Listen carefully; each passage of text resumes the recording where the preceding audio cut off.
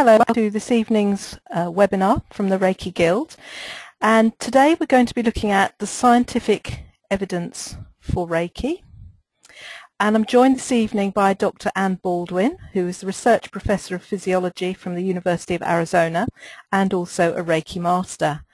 And for those of you who don't know me, I'm Louise Carden and I'm a teacher with the Reiki Guild, and I run these webinars every couple of months on topics that I hope you're going to find interesting.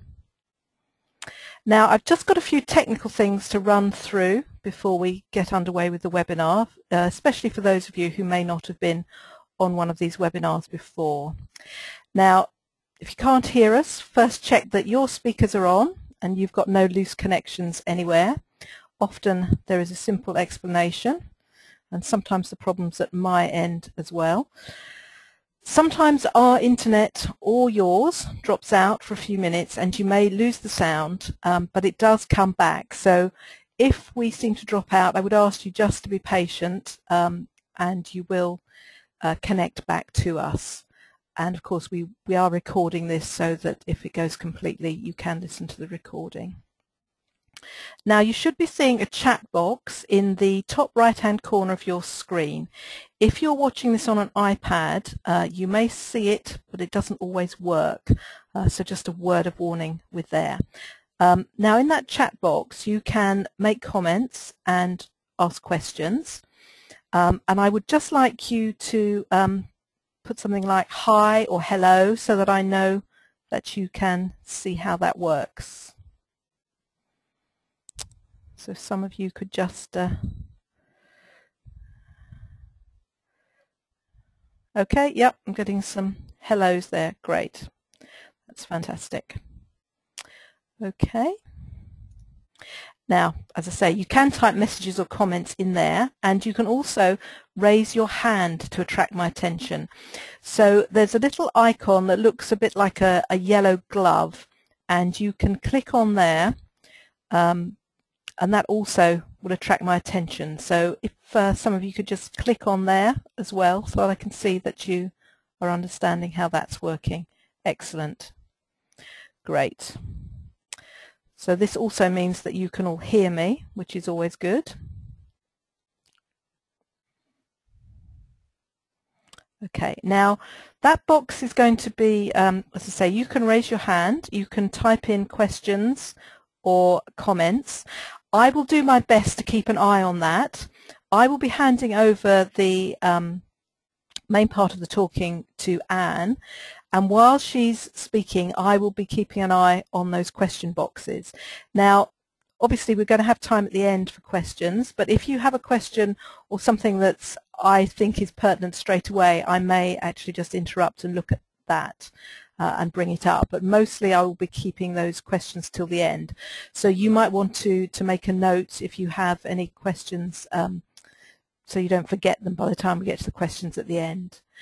Now, if you've got headphones, you might find them helpful, especially if you want to ask a question live on air at the end. The sound quality is much better if you're using headphones, but they're not essential. It's just helpful if you have them. Okay, so I'm now going to introduce Dr. Baldwin. Dr. Ann Baldwin is the Director of Mind-Body Science, and she offers people Reiki and biofeedback sessions and training to help them reduce the deleterious effects of stress on their mind and body. Dr. Baldwin is a Reiki Master and has practiced Reiki on people and animals for the last 12 years. She's the Editor-in-Chief of the Reiki in Hospitals project, which is set up to critically evaluate and summarize all scientific studies to do with Reiki that have been published in peer-reviewed journals. And Dr. Baldwin is also a Research Professor of Physiology at the University of Arizona. Anne has a bachelor's degree in physics from the University of Bristol, a master's degree in radiation physics from the University of London, and a PhD in physiology from Imperial College, also the University of London. And Anne's research focuses on evaluating the efficacies of Reiki and other forms of complementary medicine in reducing the physiological effects of mental and emotional stress. Ann's work has been featured on KVOA News 4 and on KUAT Arizona Illustrated. She's published over 100 articles in peer-reviewed scientific journals and has been a member of several review panels for the National Institutes of Health. And you can find out more about what she does at her website, which is mindbodyscience.com, and I've just put that there on the bottom of the slide for you. Now, as I say, I'm going to hand over the presentation to Ann at this point. I'm just going to change presenter, so if you just bear with me, I will do that.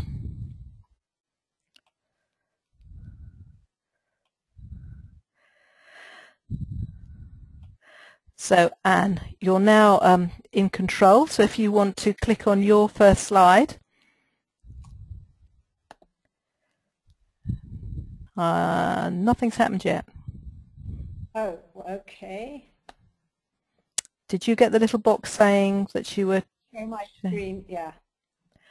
You clicked that. Okay, so I've got your screen now. So if you can put that across the slideshow, and then I will let you do the talking and I'll just monitor the comments box. Okay, so over to you then, Ann. Thank you. So you have my first slide up there now, We right? do, yeah. Excellent. Okay, so I'm very happy to give this presentation to you this evening. Actually, it's not evening here, it's just gone midday in Arizona. And I'll be talking about scientific evidence for Reiki. So, okay, I'm just trying to get to the next slide. Let's see.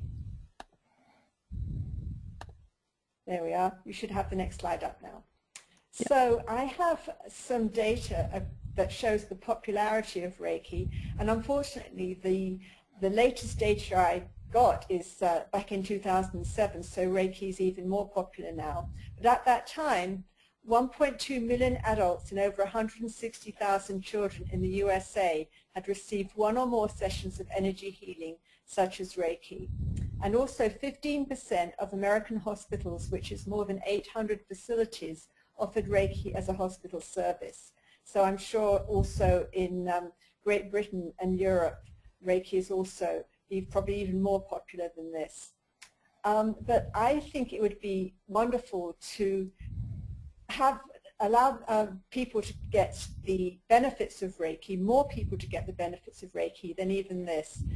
And in order to do that, we need to offer some scientific proof that Reiki is really effective on a medical basis.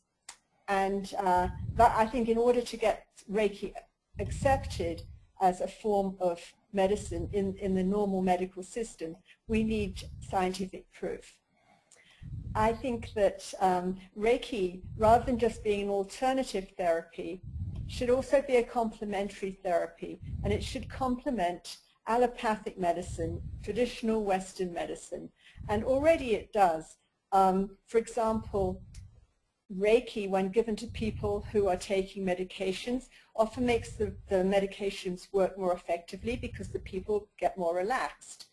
And also, Reiki's been shown to improve recovery in people who have had surgical operations.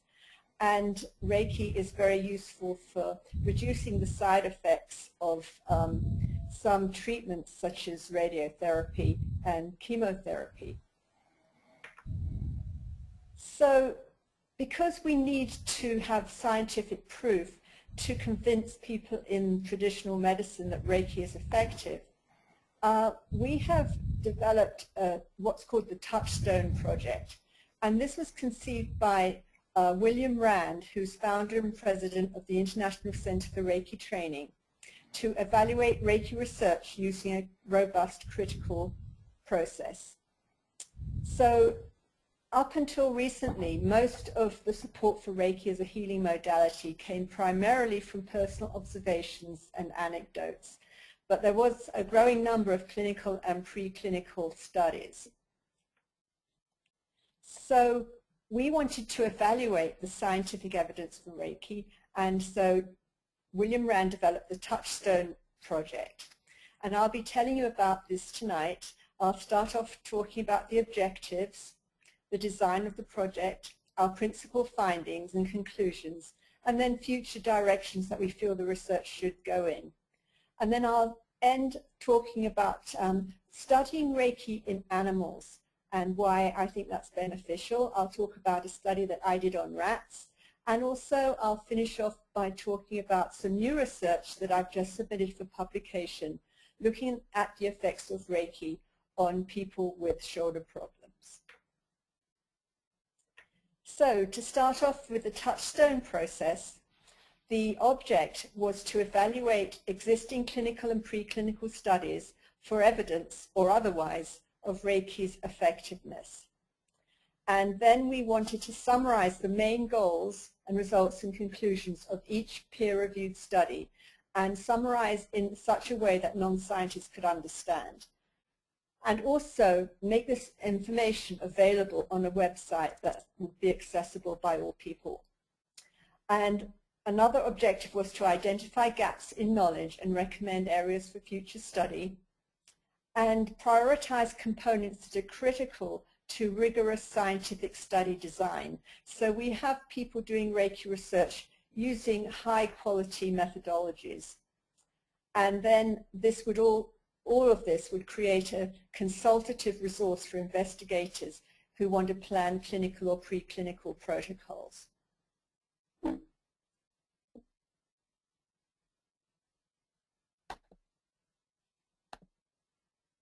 So we set up 3 teams. One team was the article retrieval team, and incidentally we meet monthly by phone. The core group of us consists of 6 people, and we have other people who are also on these teams who don't attend every teleconference. But we meet monthly and we discuss the new research that has come up.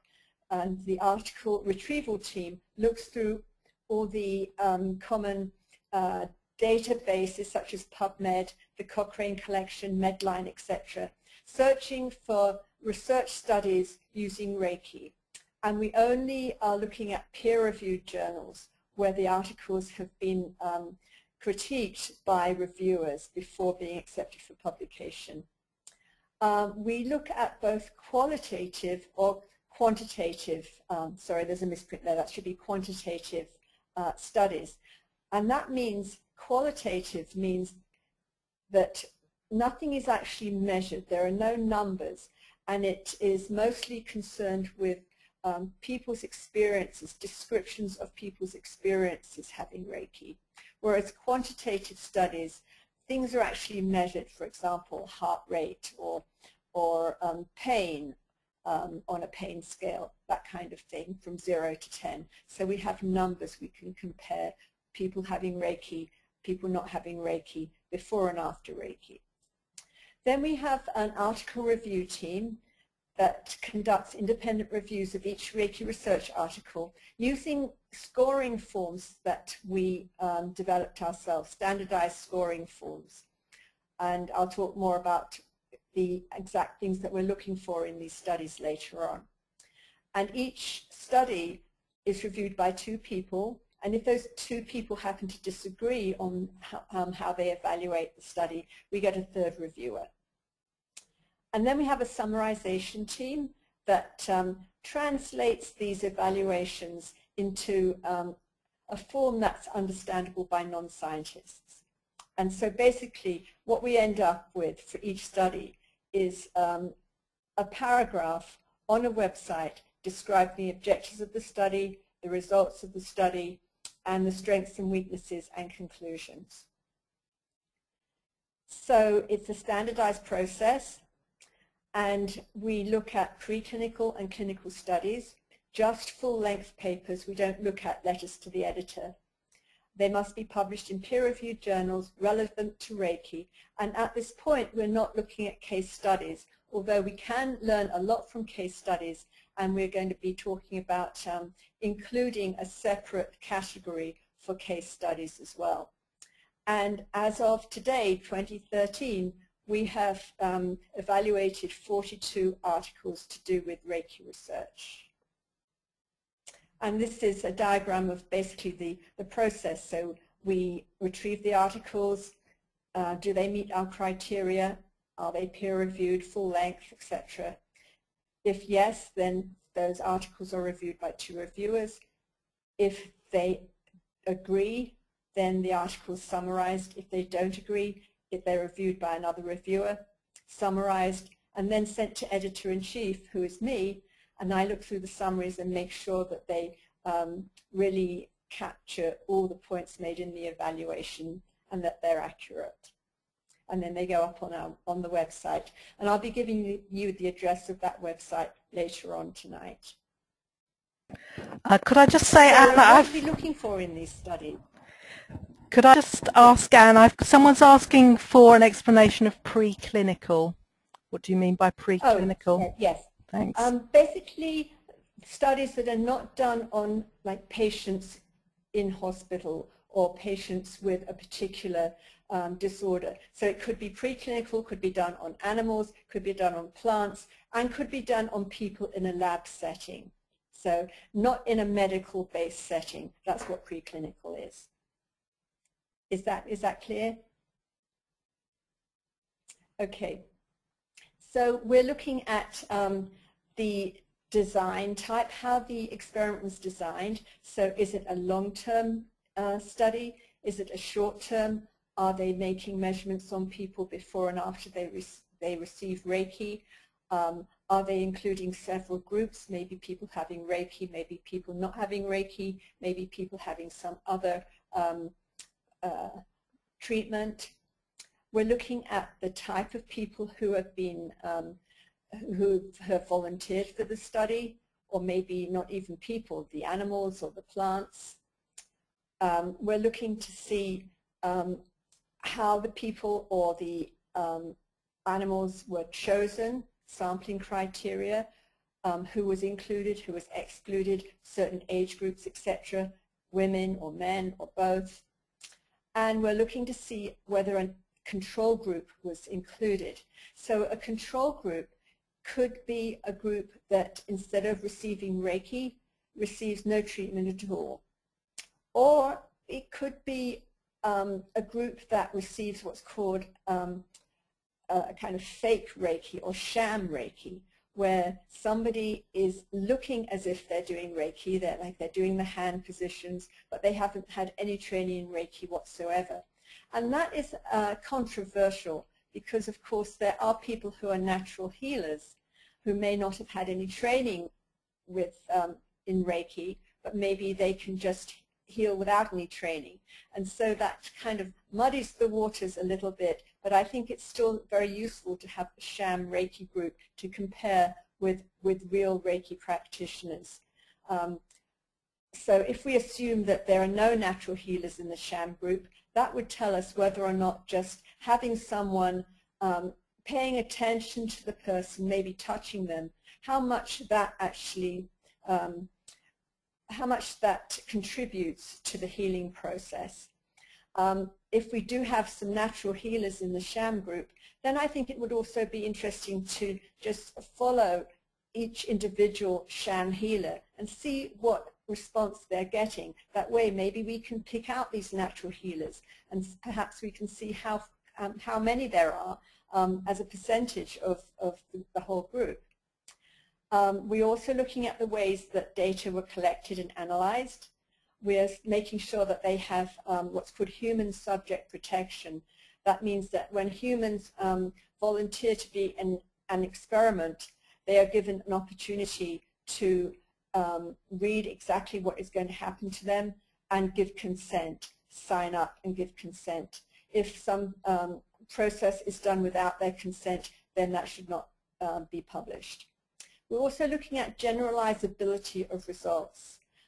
In early studies, there is usually not that much generalizability because people are looking at maybe specific populations or specific disorders or diseases that can't be generalized to the general public. But as we progress with the research, we should get more studies that have that are more generalizable and that really the conclusions apply to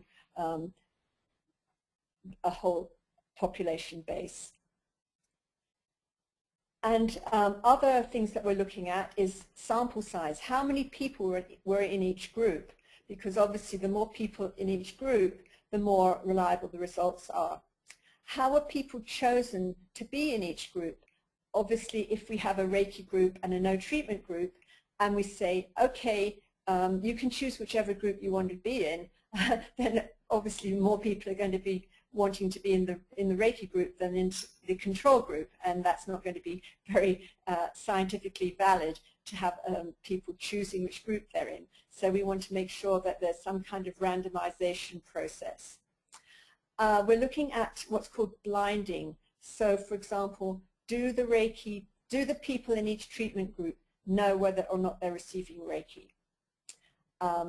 Obviously, if they don't know what kind of treatment that they're going to get, this is more scientifically valid because they are not, they don't have any expectations.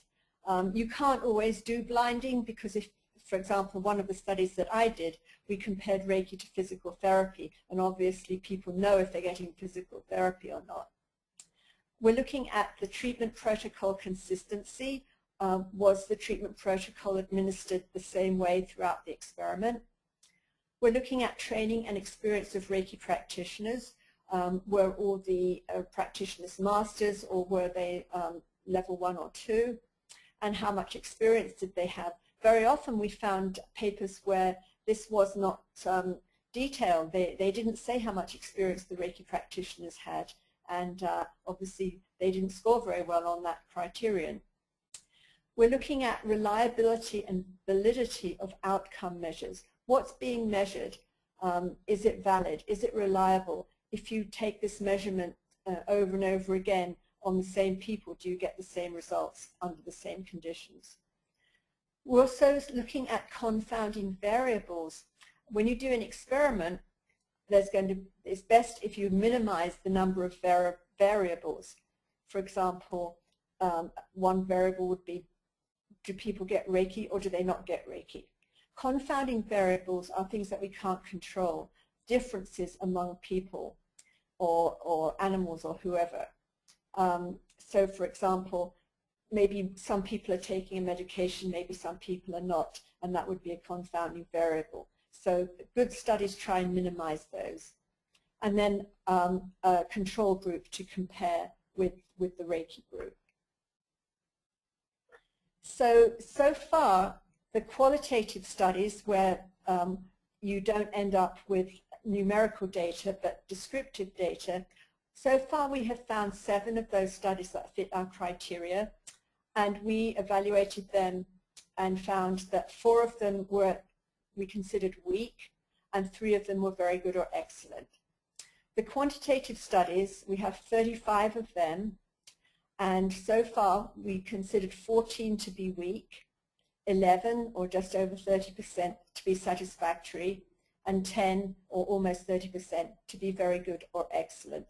So far we have 21 out of 35, quite a good number, being satisfactory, very good or excellent. And this diagram shows the number of studies as years have progressed. And if you look on the horizontal axis, you can see we're starting with 1989, 1990, 1991, going up to, this one is actually only going up to 2010 because there have been no other qualitative articles after that date. And you can see the different colors. That shows whether the articles were excellent, very good, satisfactory, or weak. And if there's an arrow, it means that the article was excellent. And each bar represents one study. So those are our 7 qualitative studies with one that was excellent. Here you can see the same thing, but for the quantitative studies, the studies where something is actually being measured numerically. And this goes from 1989 to 2012. And you can see a lot of arrows. That means a lot of the articles were excellent or very good. And the other thing to notice is that as time progresses, you're seeing more studies and also more excellent or very good studies. So that's a good sign.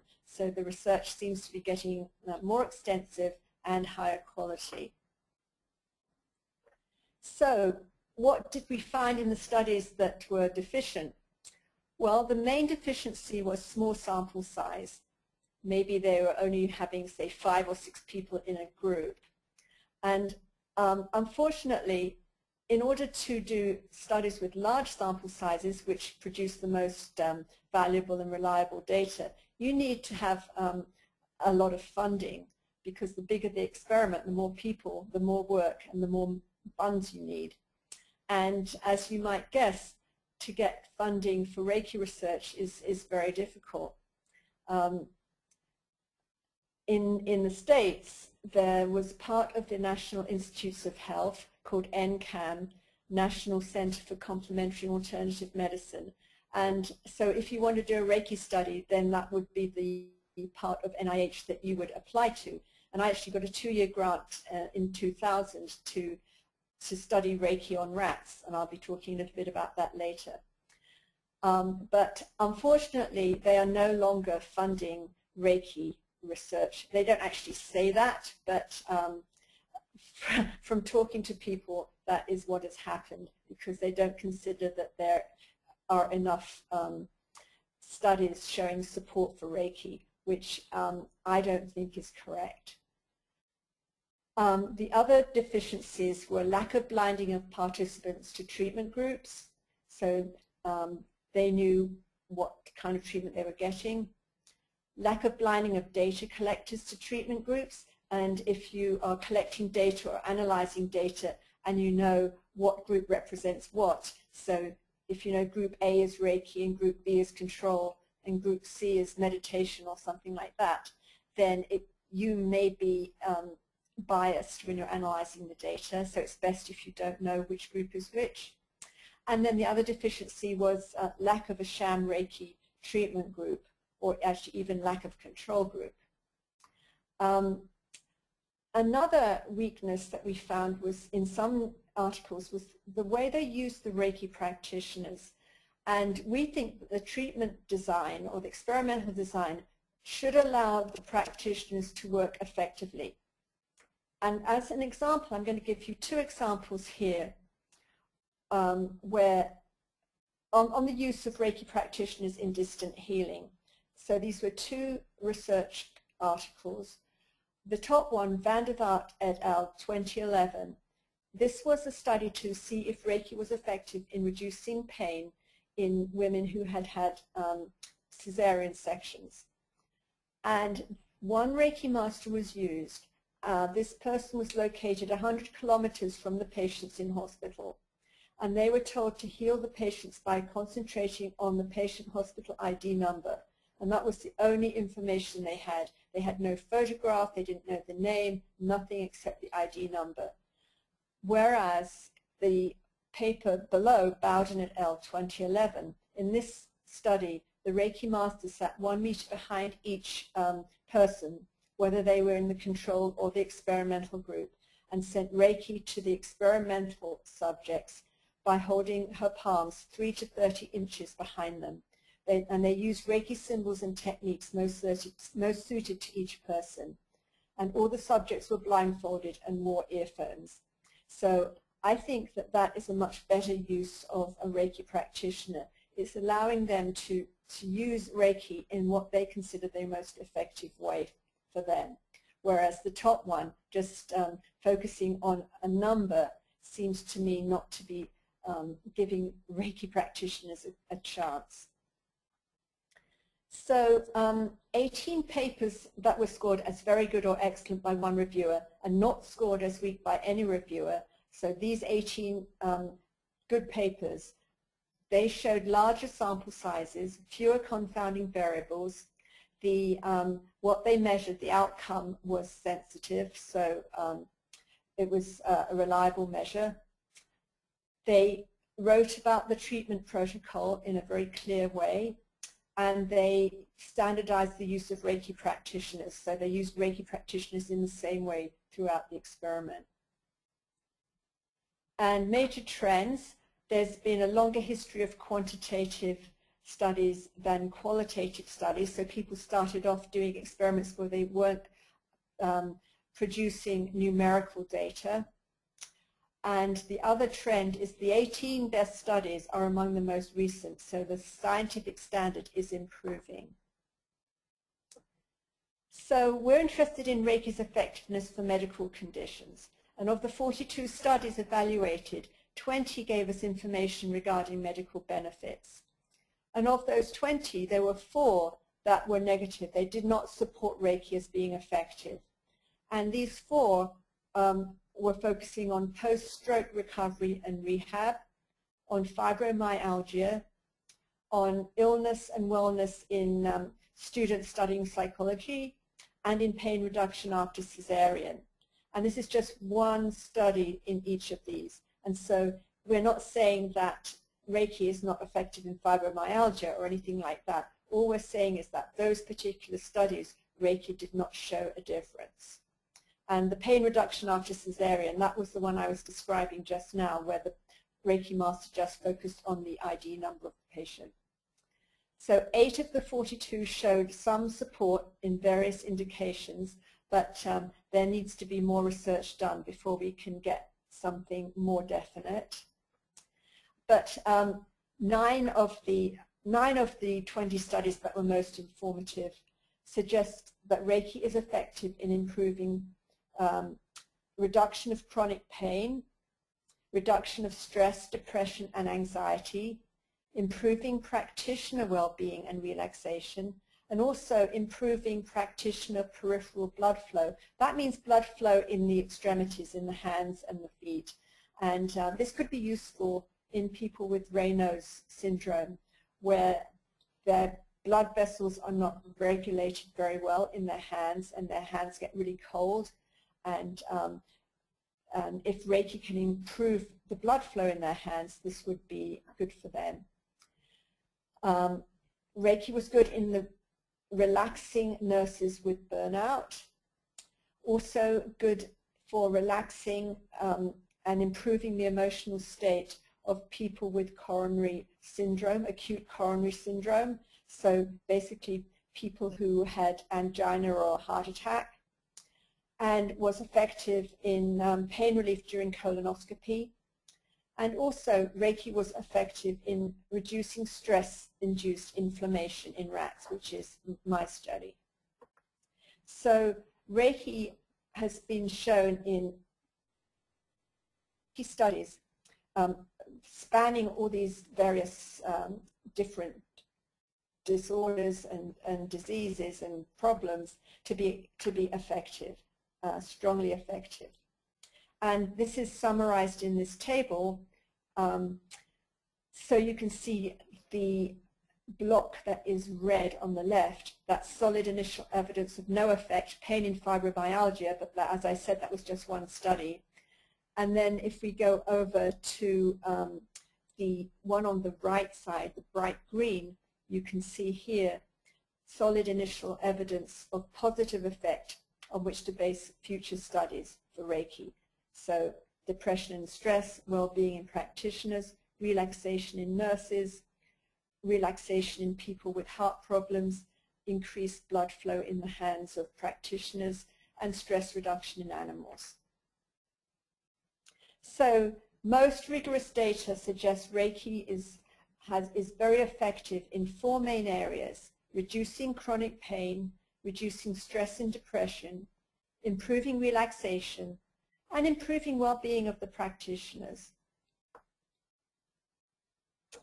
So to conclude, what we found so far from the Touchstone project is that we need more scientifically rigorous studies with greater numbers of experimental subjects. So that means we need more funding.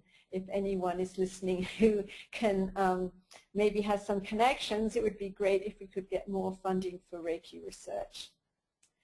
And an evidence base is emerging with contemporary, more well-designed studies with Reiki, so the quality of the studies is improving. As I said, there are some problems where Reiki does not appear to have a measurable effect so far.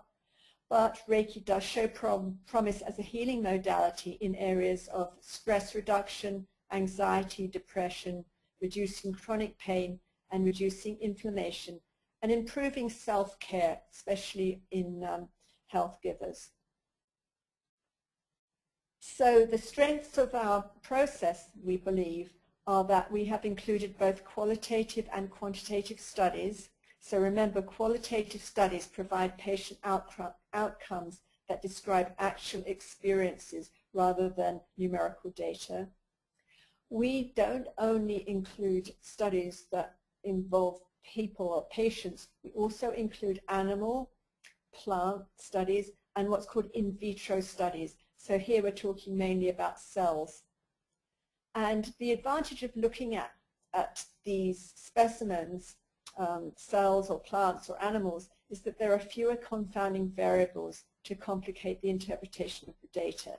So for example, if you're looking at live rats, they all live in the same way, they all eat the same food, whereas when you're looking at people, that's all different. So the experiments are kind of cleaner and you can interpret them better.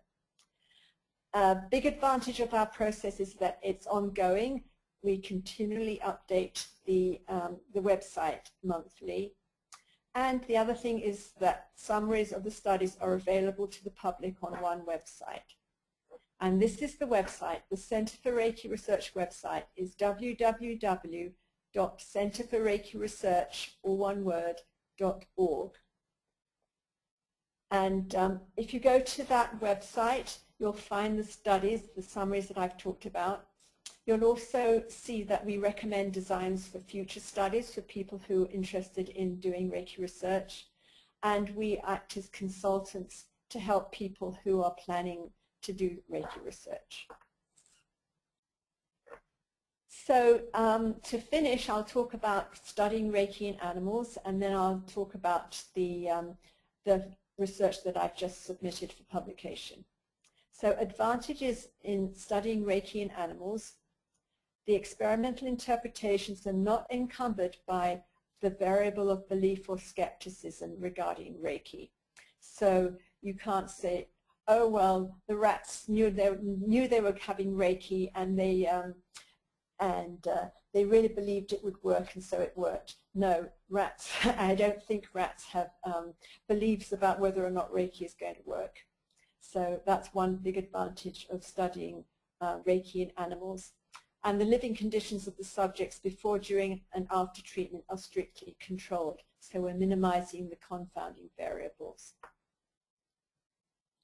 So I'm going to talk about my research with rats. And before I go on to talk about the Reiki, I'll tell you about these particular rats.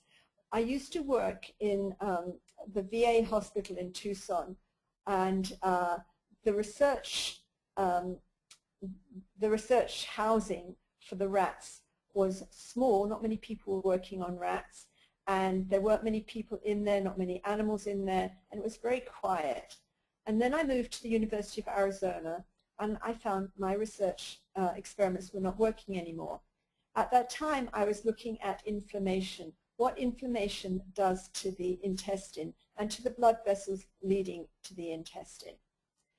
And so I was injecting in some rats something to cause inflammation, like histamine, and then I would look at the intestine and the blood vessels underneath the microscope, and I could see what the histamine was doing to the blood vessels, and that's what I'll be talking about now.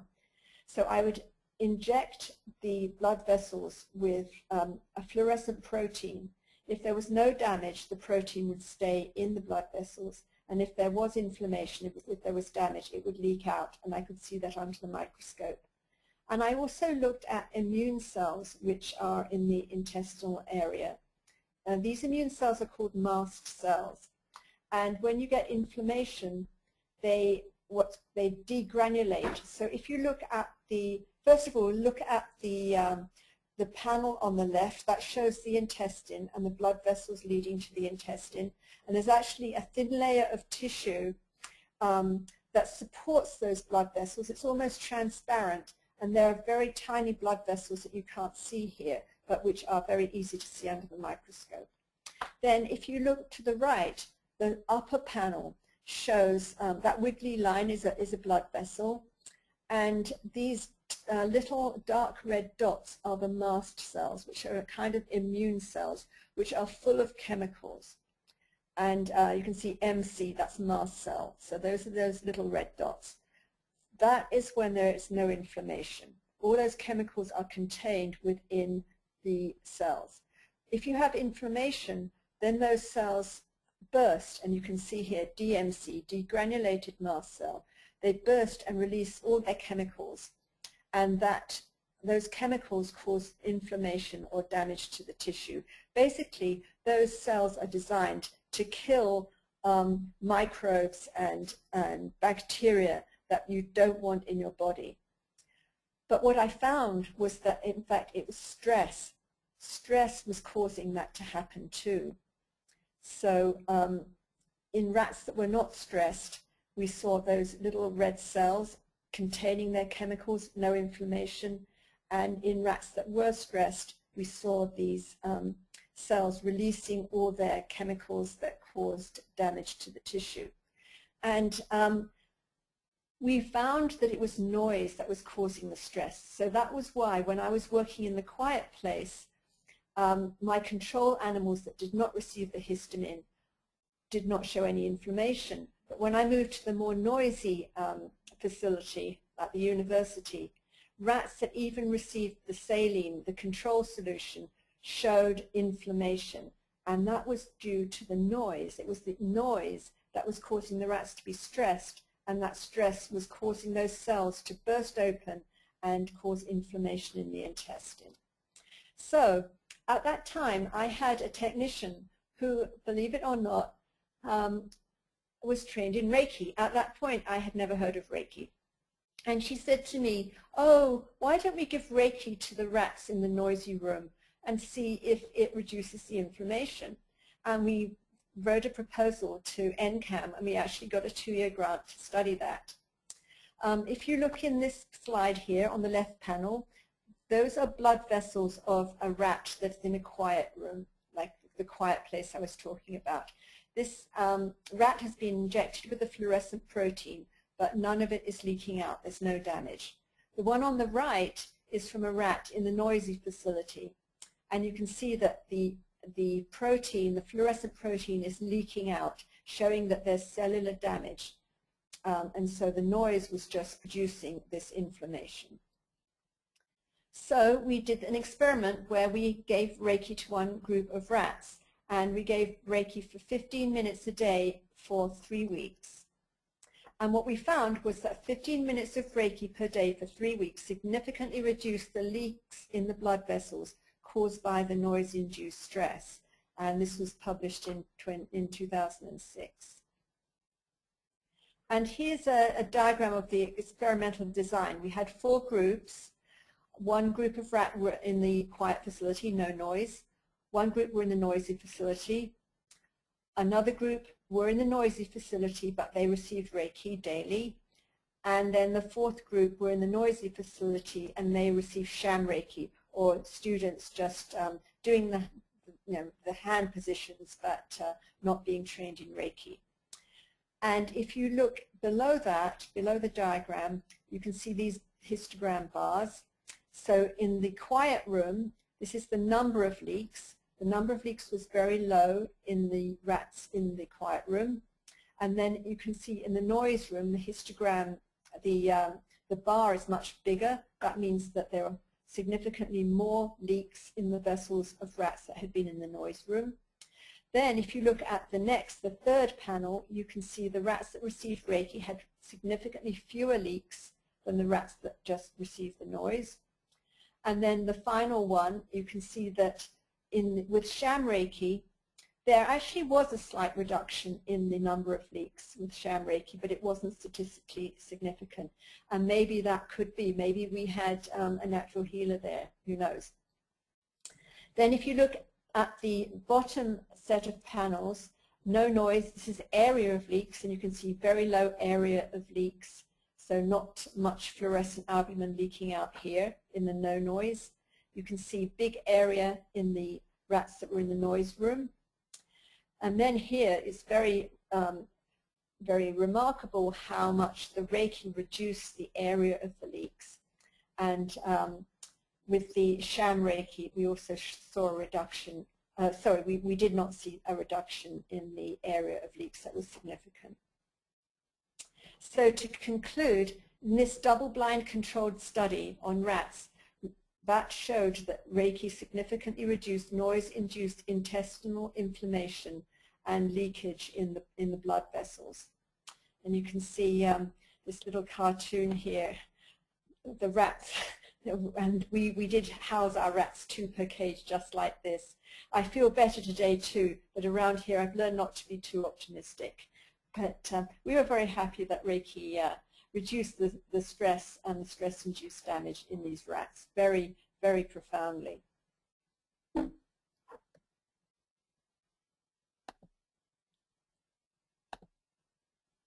So to finalize my talk, I'd like to talk about new research that we've just completed, comparison of physical therapy with energy healing for improving range of motion in subjects with restricted shoulder mobility. So we had 78 people, and this table shows what the various problems they had with their shoulders.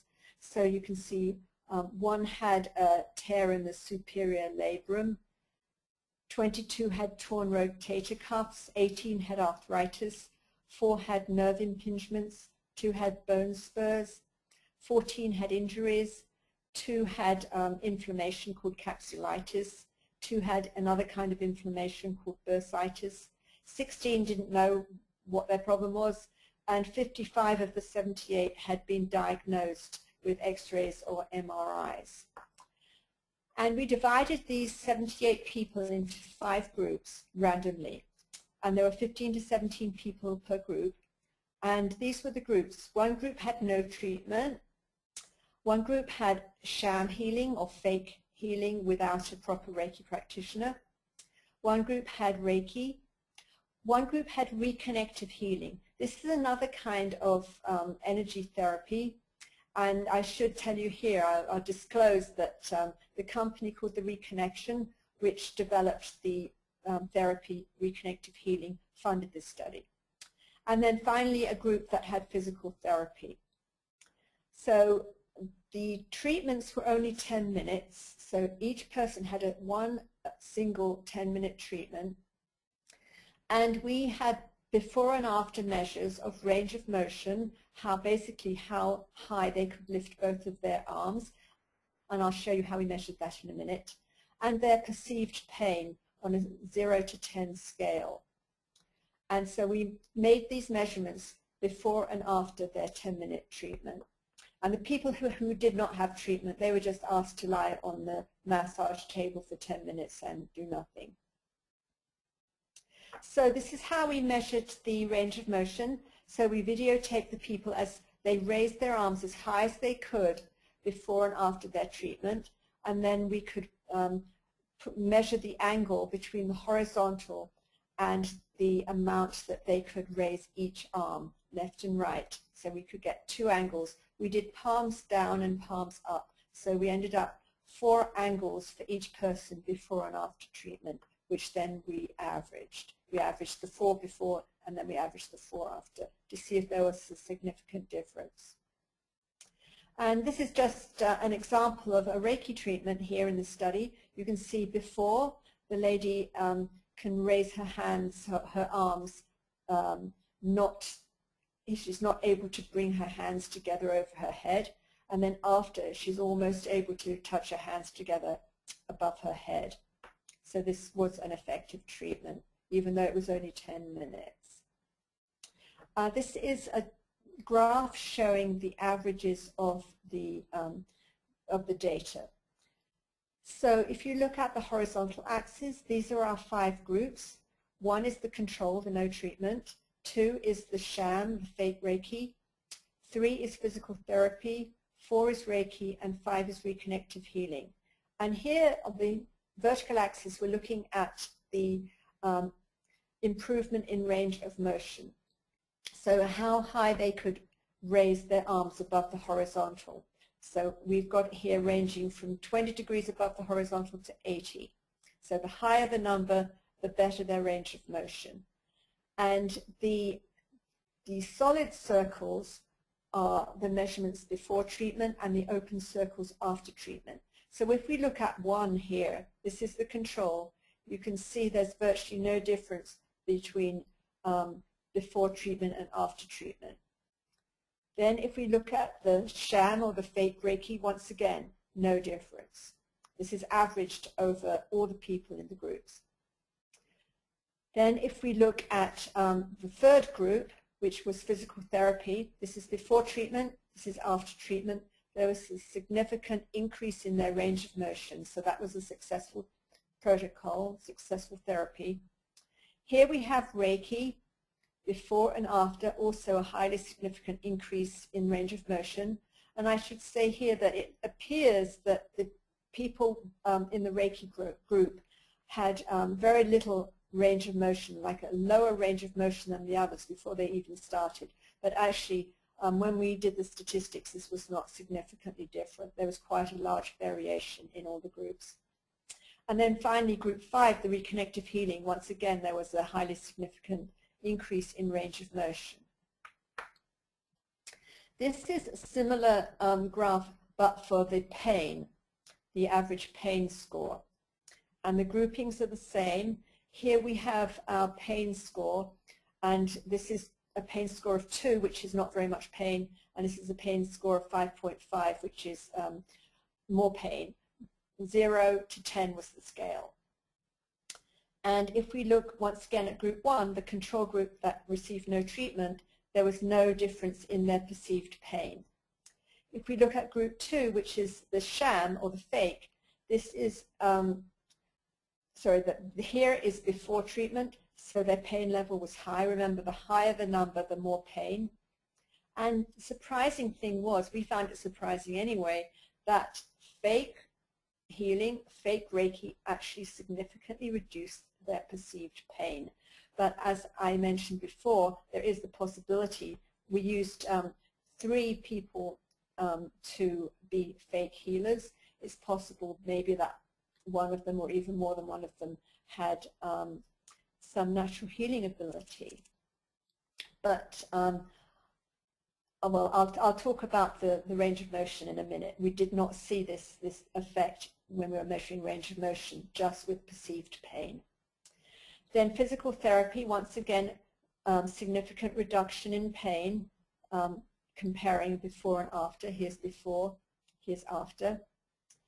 Group 4 was Reiki, significant reduction in pain with Reiki, and then significant reduction in pain with reconnective healing. So basically, all the protocols except no treatment significantly reduced their perceived pain. So to conclude, in this study, we found one short-term Reiki or reconnective healing treatment improved range of motion of people with shoulder problems just as effectively as physical therapy. And this did not appear to be a placebo effect because the sham group did not show any improvement in range of motion. However, pain is also significantly reduced by Reiki and reconnective healing, but this may be a placebo effect because the fake healers also had a significant effect on pain reduction. So future directions for Reiki research. Well, to reiterate, in order for Reiki studies to be valid and robust, they must they must address inclusion of control groups. People must have signed consent if they're using human subjects. They should randomize what people are in what groups. It's best, if possible, that the participants are blinded as to their treatment and the data collectors as to the treatment groups. The treatment should be consistent throughout the experiment, and they should note the training and experience of the Reiki practitioners. They should use the Reiki practitioners in an effective way and also use valid, reliable outcome measures. They should minimize confounding variables, And hopefully, as we do more and more Reiki research, we'll find more and more of our conclusions are more generalizable to the general public. And then innovative areas for future research. We think it would be useful to design clinically useful Reiki protocols for fast-paced health environments. For example, intensive care units. I just finished a study looking at effects of music therapy on patients in the ICU. And basically, you have just a very tiny window of time to do your protocol, because people are continually coming in and out. Doctors are coming, nurses are coming to attend to the patients. So you have to be you have to design your experiments so you are using the minimal amount of time. They have to be really well-designed experiments. Also, we think it would be interesting to determine the number of Reiki sessions for outcome effectiveness in different situations. We also think it would be interesting to continue the exploration of self-care with Reiki, and also more use of preclinical or in vitro models. That is, using people in lab settings where you can easily control things, and looking at animals and plants and cells as well to teach us more about what Reiki has to offer. So I'd like to end here, and I'll take any questions. Thank you very much. That's great. Thank you so much, Anne. I'm sure everyone will agree that was a really fascinating talk. I have got a couple of comments and questions here in the box, which we'll start off with. If anyone would like to ask a question directly, if you raise your hand and you've got a microphone on your computer, I can unmute you and we can hear your question directly. But first, I've got a question here from Lynn. Has there been any significant research into natural healers? Is it something you would intend to do? Actually, I think very, very little research has been done on natural healers, maybe none that's been published, and I think that would be a very good thing to do. I think it would be fascinating to see what difference something like a Reiki training makes compared to what the natural healers have, the difference. Yeah, definitely we need to do research on that. And I've got a comment here from Jackie. Just having a perceived treatment may improve pain, surely. And I think that was a comment to show about the sham Reiki. Right.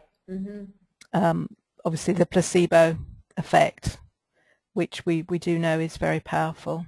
Yes, and that's funny because often people say, oh, well, it's just placebo effect. No, that's all it is, just placebo effect. And I always think, why are you saying just? You know, if it works, it works.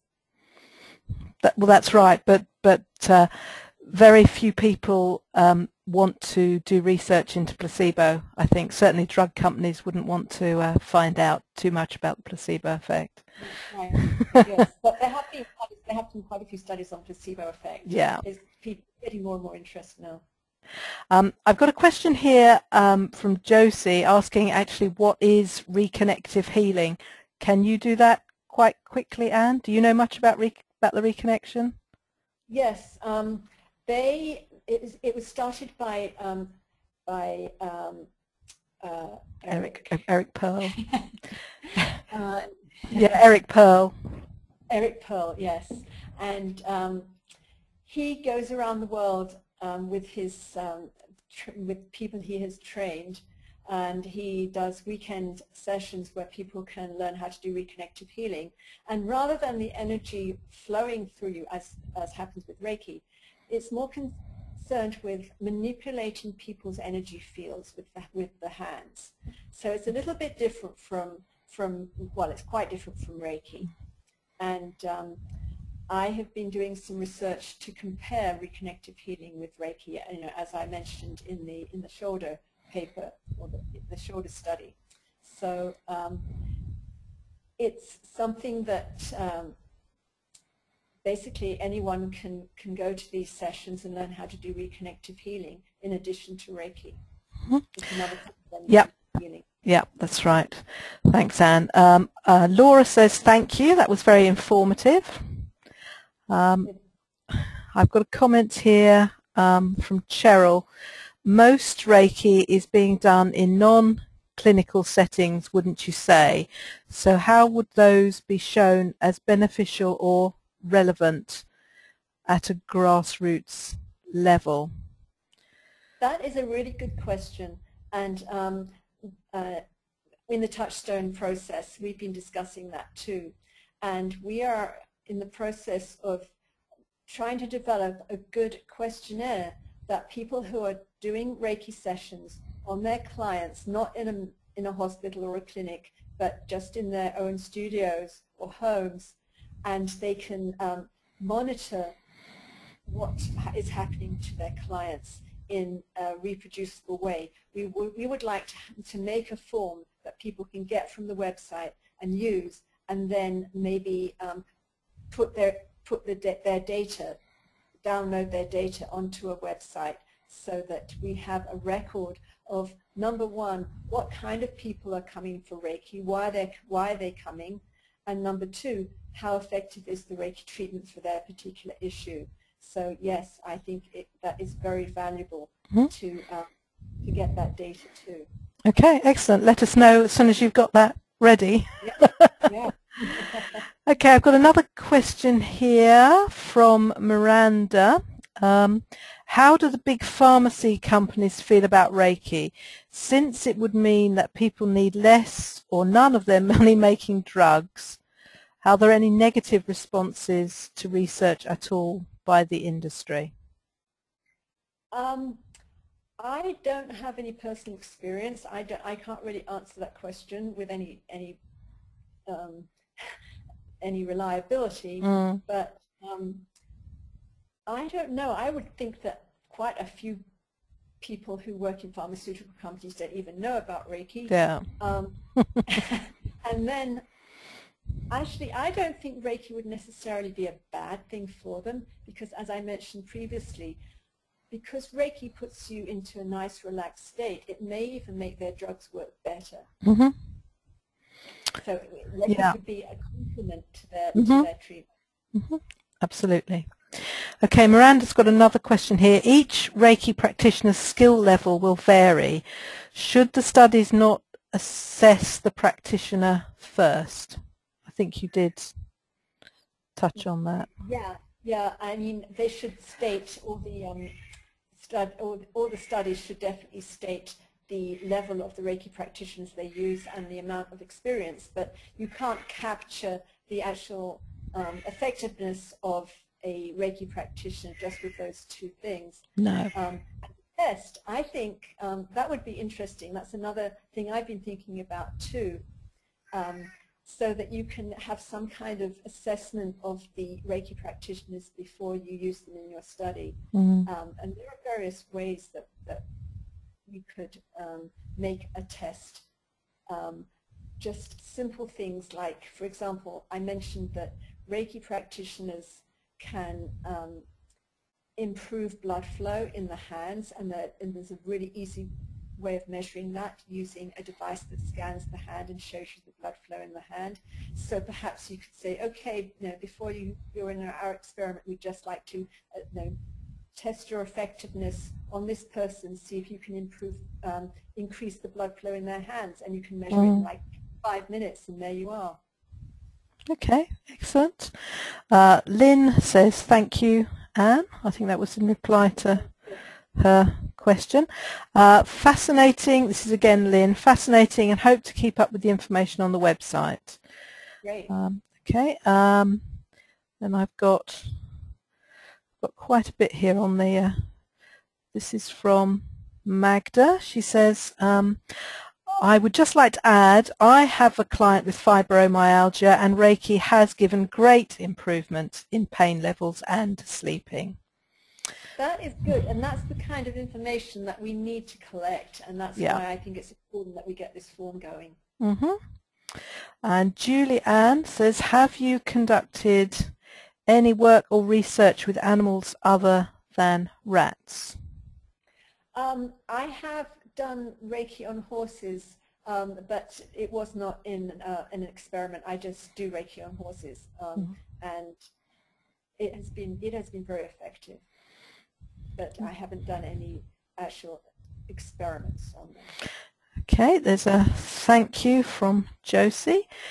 And then Laura is asking, has any research been done on the effectiveness of Reiki with people who suffer MS? No, there has not been. So that's another really good research area. And then Laura says, if not, is it likely to be a consideration?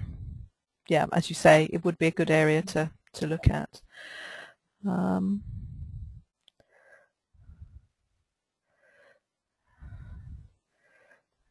Next one. Right, Sophie is saying, given how critical Reiki naysayers can be, is it not possible that this shoulder research might be discounted because of its funding source? The shoulder, yes, that is a problem with the shoulder study. We have to disclose, obviously, that it was funded by the Reconnection, and that's the way it is. And I would much have preferred it to be funded by a more neutral organization, but that is really difficult right now. And so at this point, we basically have to just be content with whatever we can get. Yeah, absolutely. Right, Alison is saying that this kind of data collection would be great. I have always been told, well, it's just one person animal. If we could upload cases to a single point, that would be really, really helpful. Yeah, it's the size, isn't it? The amount of subjects. Yes, exactly. I mean, if we get like, we have the one study that showed that Reiki didn't seem to do anything for people with fibromyalgia. Maybe there are like 10 per group or something. Yeah. But if we get this website and we have like 500 people show that Reiki had a good effect on fibromyalgia and 4 didn't, then we have something that's meaningful. Yeah, absolutely. And Alison's also saying if we could be told what type of information you need, again, you're going to set up that at some point in the future. It's not ready yet. Right. And it will be up on that website that you have. The Reiki Resort, Centre for Reiki Research.org. Lynn says she looks after rescued hedgehogs and they respond really well and love it. Wonderful. Julie Ann is asking, how can you tell it has been effective? I guess maybe she means with animals or... Oh, with animals? Yes. Yeah, I guess that's if you... maybe for all research, how could you tell that it's been effective? Your rat study had something you could measure. Yes, exactly. But I mean, even the doing Reiki on horses, which is not a research project, I've had instances where a horse has been lame, I've done Reiki, and then the vets come the next day and said the horse is okay. So that's what I mean by effectiveness. Yeah, that's right. Okay, we are going to have to wind up soon because we are now overrunning. So I'll just quickly flick through what I've got. I've got another thank you from Caroline. She's left. She's going to have a look on the website. Another thank you. Alison says drug companies fund research and they're hardly impartial. Well, I think we know that. Another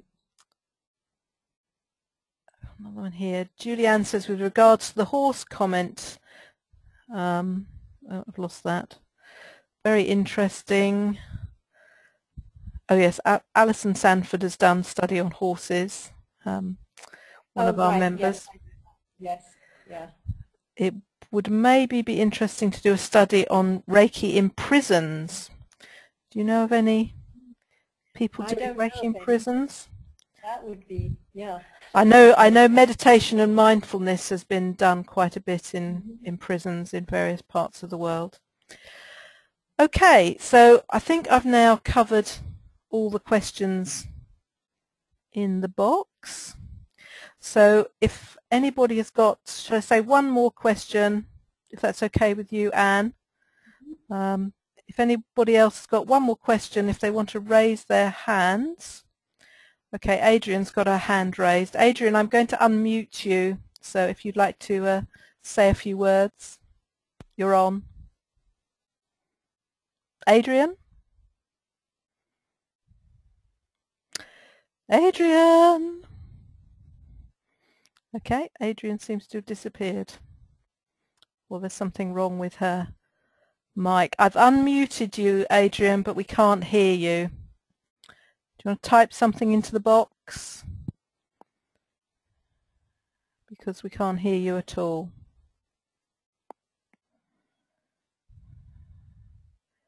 No. I don't know what's going on there. Can't hear Adrian. Oh, yeah, here we go. He's there.